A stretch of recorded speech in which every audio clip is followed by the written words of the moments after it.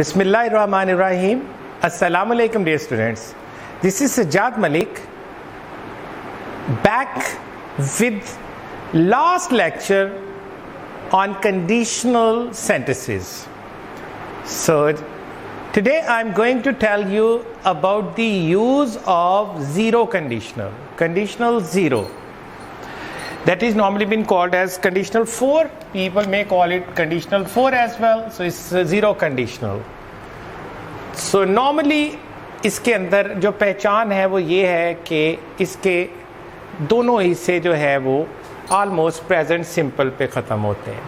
हाँ, अगर इसमें कुछ मॉडल वर्ब्स भी आ सकते हैं, कैन मे का यूज़ भी हो सकता है. अगर ऐसी सूरत आए तो वो प्रेजेंट के अंदर ही होगा, वो पास या फ्यूचर में नहीं जाएगा. तो एक स्टैंडर्ड इसका जो है कैलकुलेटेड एक फार्मूला ये है, इफ़ के बाद जो पहला हिस्सा वो प्रेजेंट सिंपल और दूसरा हिस्सा भी प्रेजेंट सिंपल में अगर किसी दोनों पार्ट्स में से कहीं कैन या मे का यूज़ करना पड़ गया तो आप इजीली कर सकते हैं, जिसकी एग्जांपल मैं आगे आपको दूंगा.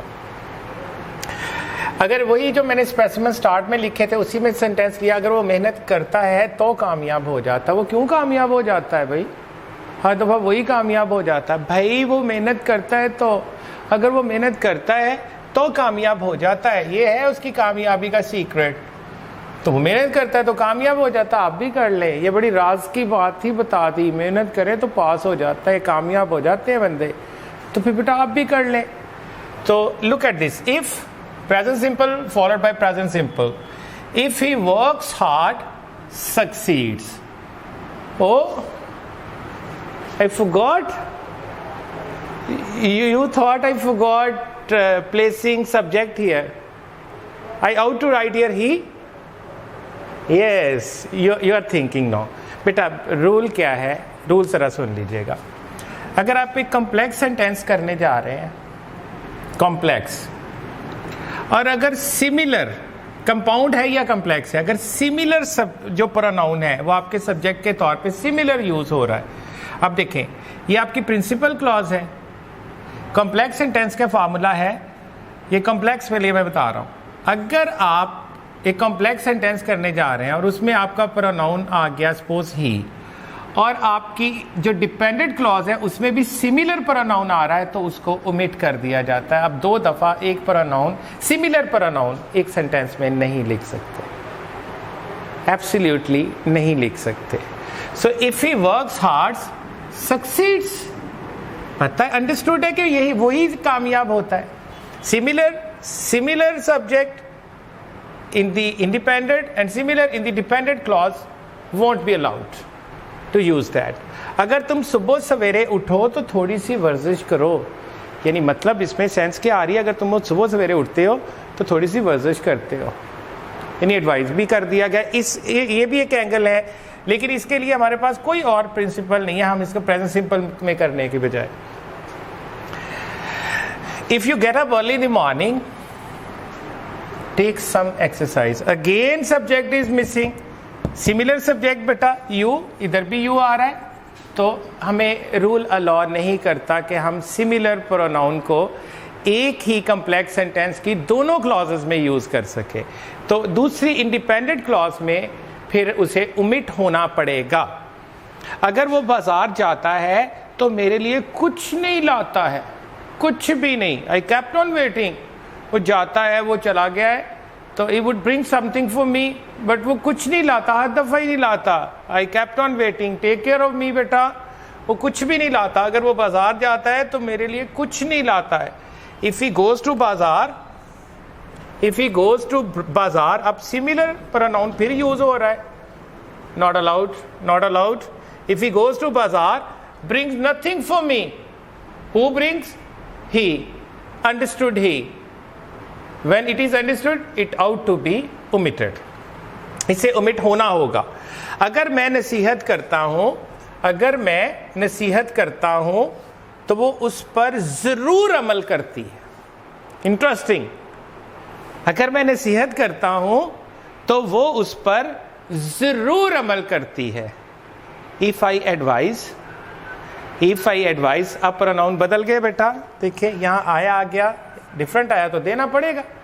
अब प्रोनाउन बदल गए, यहाँ फर्स्ट पर्सन है, यहाँ थर्ड पर्सन सिंगुलर है, यहाँ फर्स्ट पर्सन सिंगुलर है. If I advise she does act upon it, she does act upon it. याद आया ना रूल बेटा, जरूर के लिए प्रेजेंट सिंपल में आ जाए तो फिर डज का या डू का यूज करेंगे according to this subject. If I advise she does act upon it.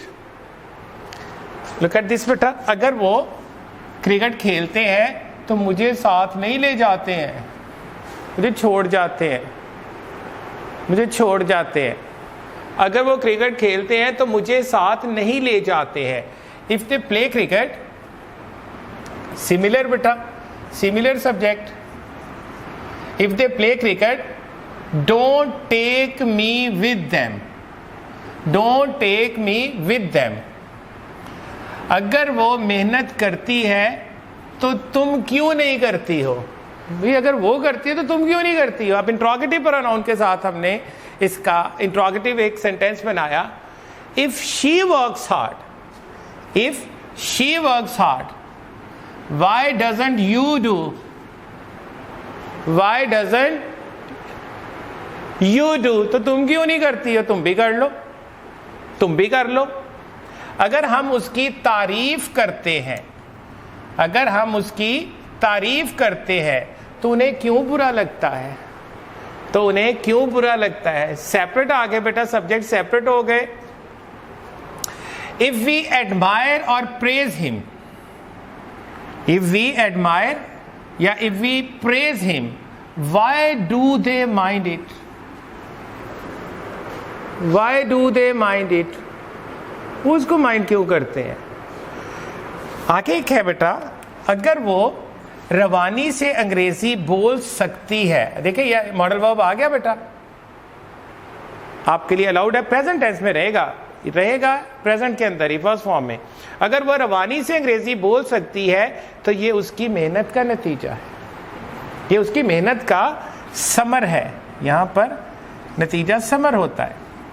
If she can speak English fluently, if she can speak English fluently, it is the fruits or you may call result of her hard work.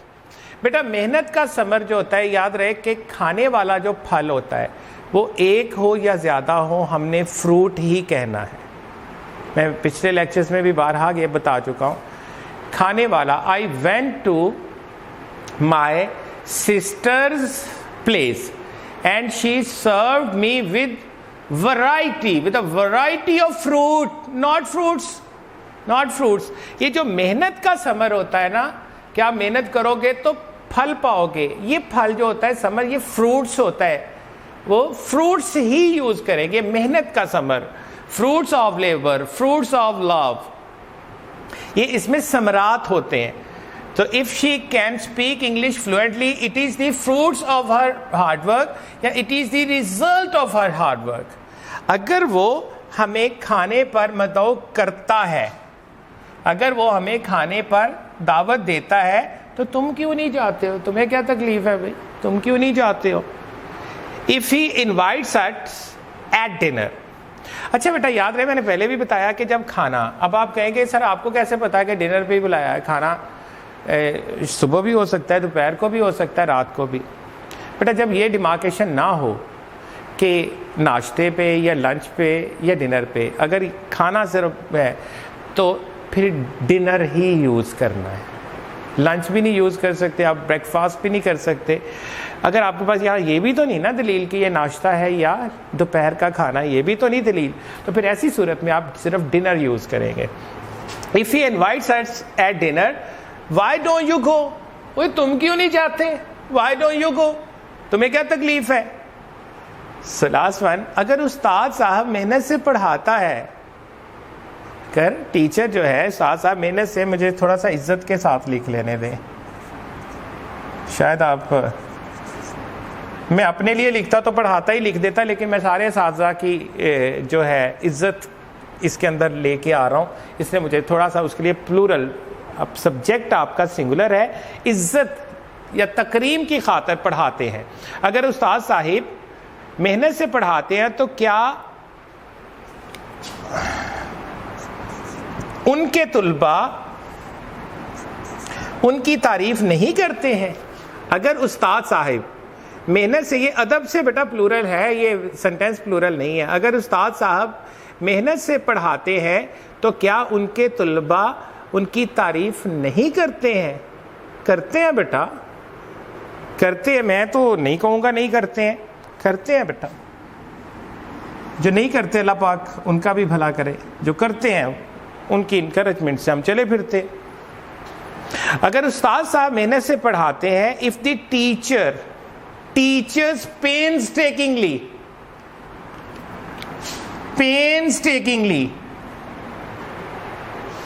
बड़ी मेहनत से, pens लेके, pens बेटा ये जिस्म में जो दर्द होती है ना, ये एक हो ज्यादा हो, ये पेन ही होगी, पेन होती। अब देखे मेरे जिस्म में, कहता हूँ मेरे यहाँ भी दर्द हो रही है, यहाँ भी समटाइम ऐसा होता है ना, बॉडी एक हो रही होती है, कभी इधर दर्द कभी इधर।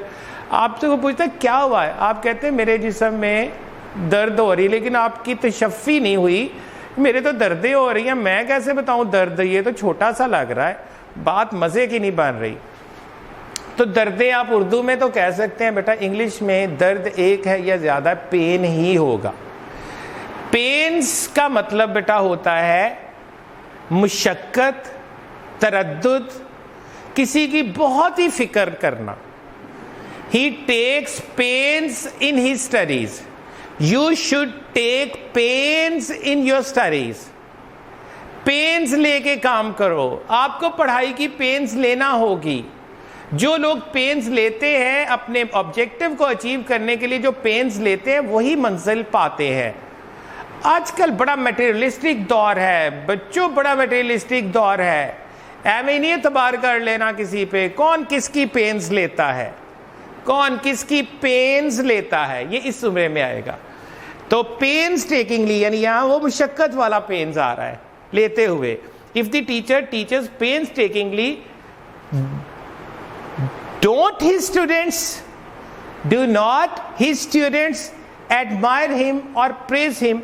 If the teacher teaches painstakingly, don't his students admire him or praise him?